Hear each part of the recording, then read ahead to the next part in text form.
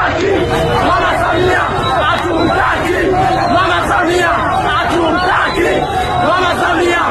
chaos continued to deepen in Tanzania. For a third consecutive day, tens of thousands of protesters have taken to the streets and are now marching with deadly determination toward the gates of State House. We nani unakaa nyumbani Wewe wenzetu nini? Usudishe magari ya kuasha senye kila siku tunakula ugali na pilipili. We nani kumamake? The tension is raw. The stakes are quite high and the country's capital Dar es Salaam is shaking. Earlier this week, the presidential election took a turn a few anticipated. Major opposition figures were barred, activist networks were silenced, and social media access plunged into blackout. Now, the people say the election is a sham, the future stolen, and they are moving not just in protest, but in storm. The protests broke out after polls had closed. In the commercial capital and other cities, crowds ignited trouble lines. Buses were overturned, petrol stations set aflame, barricades thrown up in neighborhoods. Security forces responded with tear gas and live bullets. Curfews also were declared. The internet was cut off and communication was shut down. The ruling administration led by President Samia Suluhu insisted that order must be restored, but many Tanzanians believe a different kind of order is being enforced, that of fear. By day 3, that fear has turned to defiance. The mood in the street is militant. Young protesters chanting, "Hatuna hiti, we have no choice."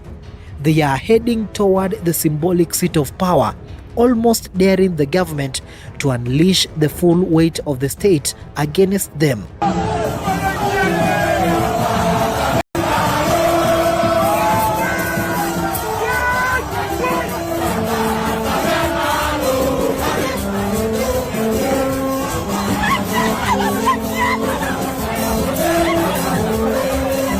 Meanwhile, offices lie empty, civil servants told to stay home, businesses are shuttered, the city feels locked down, even as the crowds move freely in defiance. In the meantime, the government's clampdown on information has grown sharper. Social media platforms including X, WhatsApp, and Facebook have been disrupted nationwide. Journalists are being warned, media outlets silenced, and independent coverage all but impossible. Witnesses say that they must rely on the word of mouth, a walkie-talkie app, private networks, all because the flood of the truth has been dammed. According to the storm, public figures who supported the government now find themselves targets of public wrath.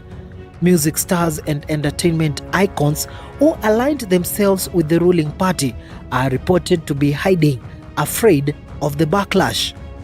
The protesters are making everything clear. Allegiance to the regime is not safe.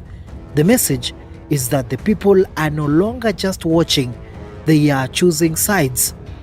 Security forces have responded with sweeping mobilization.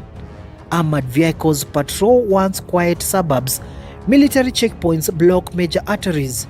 The curfew remains in place, though largely ignored in the protest zones. In one district, shots rang out this morning as protesters surged toward a government building. The toll is still unclear, but rights group warns of deaths, disappearances, and escalating violence. On the line is now more than one election. It is the question of whether public power in Tanzania belongs to the ballot or to the booths. As the crowds approach the State House, the government faces a choice: meet them with concessions or with force. So far, the signs point towards force, but that path is fraught. A single misstep, a bullet fired too many, could ignite something far larger than this moment. In the streets of Dar es Salaam, The young are taken to the front lines. They are mobilized, organized, using apps and encrypted chat to coordinate. They are confident that the narrative of control is fading. The internet blackouts, the curfews, the state media spin, they may slow them, but they cannot stop a crowd that has already started moving. As darkness falls, the state house looms ahead. The protesters will arrive and the government will respond. And all that while, the world will be watching. What happens next will define not just a presidency, but perhaps the future shape of democracy in Tanzania. The buses may be banned, the curfews may be enforced, the cells may be dead, but the people's voices are rising. And when they crash against the walls of power, the aftermath will resonate far beyond the gates of the State House. Tonight, Tanzania is on the cusp of change or collapse. The difference may depend on whether the powers that be listen and whether the people are willing to settle for anything less than their truth. But anyway, look at what they are doing, man. They are banning everything in their country right now. They are angry because their government has been carrying out sham elections, just like Cameroon. So in one case, we saw police officers outnumbered by protesters removing their uniform and throwing them on the ground so that they can melt into the population. And we saw these protesters picking these uniforms and putting them on to mock the police officers. In another case, we saw the vehicles that had been branded by the ruling party's colors being stopped and vandalized and burnt by young people in Tanzania. And then there's other clips where we saw more than 5,000 young people pour into this international airport, which I think is either Kilimanjaro or the Dar es Salaam International Airport. And they basically took over the whole airport and brought it to a standstill. It's crazy. And for a long time, the Kenyan youth have always mocked Tanzanian youth that you guys are so soft, you can never protest against your repressive regime.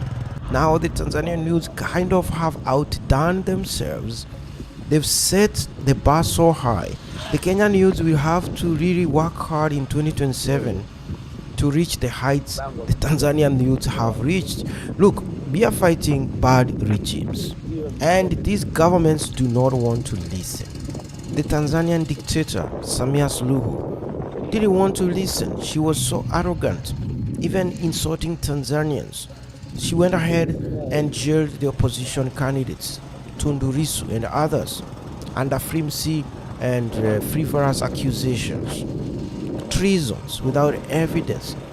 And then she went ahead and manufactured her own opposition candidate, rivals to run against, people no one had heard about, using briefcase parties that no one had heard about, parties that do not even have offices.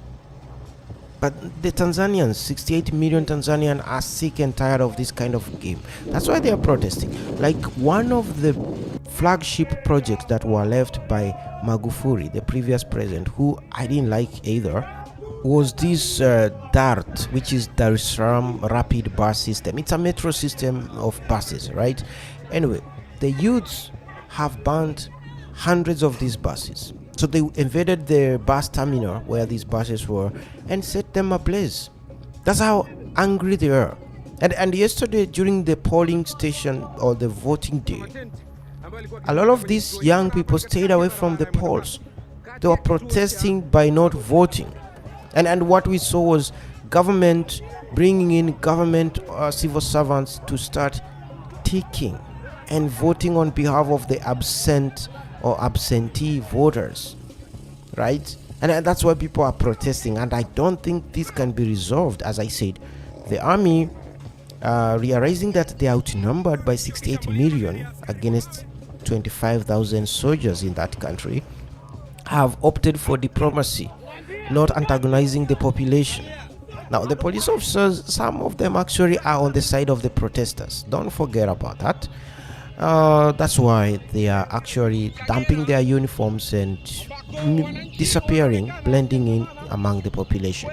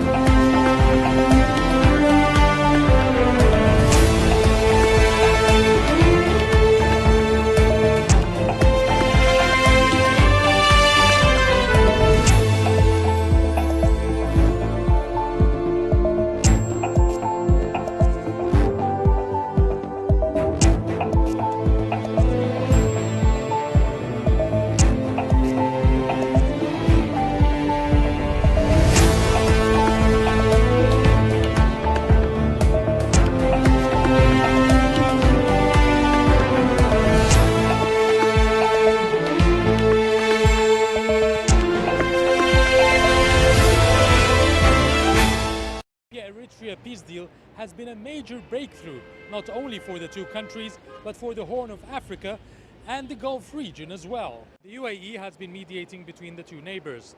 This is part of its strategy in the Horn of Africa in the last few years. Eritrea agreed to host a UAE military base in 2016 in return for huge economic aid and investments. The base is aimed at protecting the Gulf oil interests in the region. However, this has angered Eritrea's rivals Ethiopia, which feared the military power would be used against it. The UAE and Saudi Arabia intervened to broker an unexpected peace between the two Horn of Africa nations. The breakthrough has been hailed by top officials in the Gulf as it would create stability needed to be able to concentrate on the war in Yemen and counter terrorism.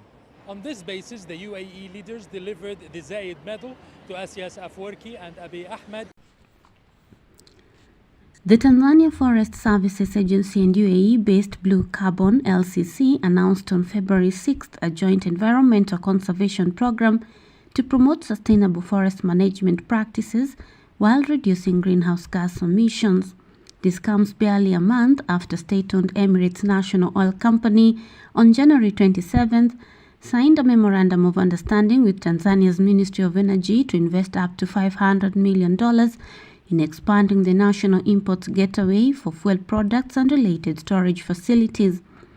Last year, President Suluhu made an official visit to Dubai during the Dubai Expo Festival, where 36 bilateral memorandum of understandings were signed between Tanzania and UAE authorities for total investment of $7.49 billion.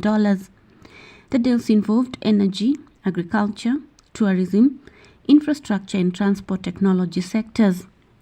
Tangible results of that trip have so far included a $500 million deal for Dubai-based logistics firm DP World to improve ICT and other infrastructural systems at Tanzania's seaports, and another agreement for UAE renewable energy firm Mazda to oversee the development of renewable energy in Tanzania. In September last year, Tanzania also reached a formal agreement with UAE authorities to remove double taxation hurdles in mutual trade, investment and social interactions, including labor, payments, education exchanges, and sports matters. October 4th, 2025. A Saturday afternoon in Tanzania, a military officer goes on camera and tells his country, "Your government is stealing from you. And if we don't stop them, this nation will collapse." The man in that video is John Charles Tesha, a weapons instructor in the Tanzania Air Force. And he just did something that hasn't happened in Tanzania for 60 years. He's calling for the military to overthrow the government on camera, in uniform, live on social media. Within hours, this video is everywhere. TikTok, Instagram, WhatsApp groups exploding across East Africa. The government tried to delete it, but they were too late. 2 days later, Tesha is discharged. His whereabouts are unknown. So, why would a decorated officer throw away his entire career like this? What could make someone that desperate? The answer is President Samia Suluhu Hassan, Tanzania's first female president, the woman everyone thought would be different. Turns out, she's different, just not in the way people hoped.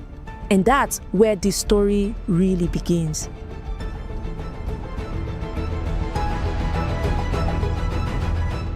March 2021. Tanzania wakes up to shocking news. President John Magufuli is dead. The government says it was a heart condition, though it'd been missing for weeks and everyone suspects COVID. Darkly ironic, since Magufuli spent months telling people COVID didn't exist. Magufuli was intense. They called him the bulldozer. He'd show up unannounced at government offices and fire people on live TV. He built roads, renegotiated mining contracts so Tanzania got more money instead of foreign companies, and stood up to the World Bank. Many people loved that. Finally, someone fighting for Tanzania. But he also went after anyone who criticized him. He arrested journalists, shut down newspapers, and banned opposition rallies. People either loved him or hated him, no in between. After being missing for 18 days, the government finally announced his death, but refused to let independent doctors examine his body. Did he really die from a heart problem? Or was it COVID? Whatever you thought of Magufuli, it felt real. Like he actually cared about Tanzania. So when he died, there was genuine grief. 2 days after Magufuli's death, Suluhu takes the oath. First woman to lead Tanzania. First woman to lead any East African country. She's from Zanzibar, the island archipelago of the coast. Worked her way up through local government to minister, then vice president under Magufuli. She was 61 when she suddenly became president. The symbolism was huge. The international media celebrated. Finally, a woman leader.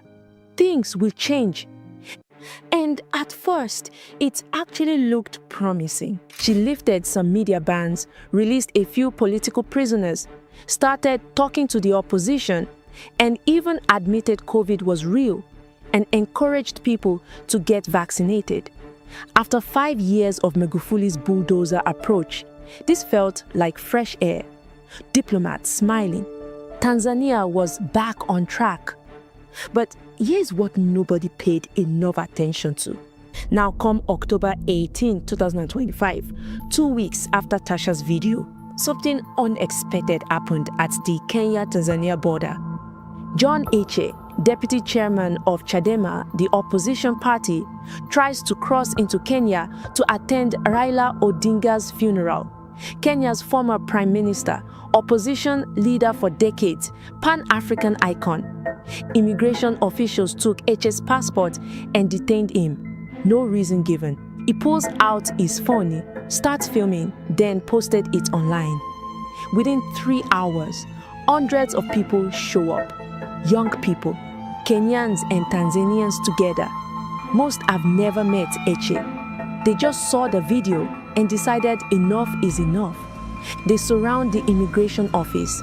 No violence, no property damage, just people with their smartphones, making sure the world watches. 6 hours later, the government releases him. Think about that. A government that makes people disappear, that keeps opposition leaders in prison for months. They backed down in 6 hours because of a crowd with cameras. The youth just learned something powerful. When you show up together and the world is watching, governments think twice. Oh, and here's the best part. While opposition members were detained at the border, guess who attended Raila's funeral representing Tanzania? Vice President Philip Mpango, government ministers, former President Jakaya Kikwete, and businessman Rostam Aziz. Remember those last two names? They're about to come up again. Now, let's circle back to Captain Tasha, because everything I just told you, the disappearances, Lusu in prison, the border detention, Tasha saw all of it. And on October 4th, he decided he has had enough. I don't blame him. And you see, for over 2 hours, he talked. He accused specific people. Former President Kikwete, businessman Rostam Aziz, the same people I told you that attended Raila's funeral. He called them the deep state. He said they've been looting the country for years. He listed corruption scandal, the Richmond Energy deal, Tegeta escrow fraud, mining concessions sold cheap to cronies. Then his demand, the military should take over the government, stop the fake election coming up, investigate Magufuli's death. Because you see, Tasha saw Magufuli as a patriot, someone who stood up for Tanzania against foreign control. Tasha believes Samia and the CCM killed him, maybe not directly, but he thinks they are responsible. So in his mind, calling for a coup isn't treason, but loyalty. The video goes viral. People start calling him Ibrahim Traore wa Tanzania, comparing him to the soldier who took over Burkina Faso. But his message still spreading. Which brings us to now, Election Day. October 29th, 2025, just days away as I'm recording this. Samia is on the campaign trail. CCM is running a full campaign. Billboards everywhere, rallies, the whole show. But here's the setup. Main opposition leader, still in prison, facing the death penalty. The only other parties allowed to compete are so small, so weak, that political analysts, they openly call them CCM puppets. Parties that exist just to make it look like there is competition. Nicodemus Mindy, researcher at the Institute for Security Studies, tracked the pattern. CCM's vote share went from 58% in 2015 to 84% in 2020 to 99% in the 2024 local elections. The prediction for this election, 99% again. Observers have raised concerns, warning this won't be free or fair. But will that stop anything? Well, no. The election goes ahead regardless. But here's the sad part. Tanzania is beautiful, incredible people, rich culture. For 60 years, Tanzania was different. While its neighbor had coups and civil wars, Tanzania stayed calm, stable. The country that just worked until it didn't. Now, it's a system that pretends to be democratic while crushing everyone who actually tries to practice democracy. And when you criticize it, some will say you are just against women in power, that this is all sexism. Look, I've wanted a woman president as much as I've pushed for younger African leaders. But gender isn't the issue here. See what's actually happening. Disappearances, silenced media, rigged elections, and the opposition's locked up. Democracy is dying. History will not judge Samia not by whether she's male or female, but by what she did with the power when she had it. There's a Swahili proverb: when the monkey's day to die comes, all the trees become slippery. This story is not over yet.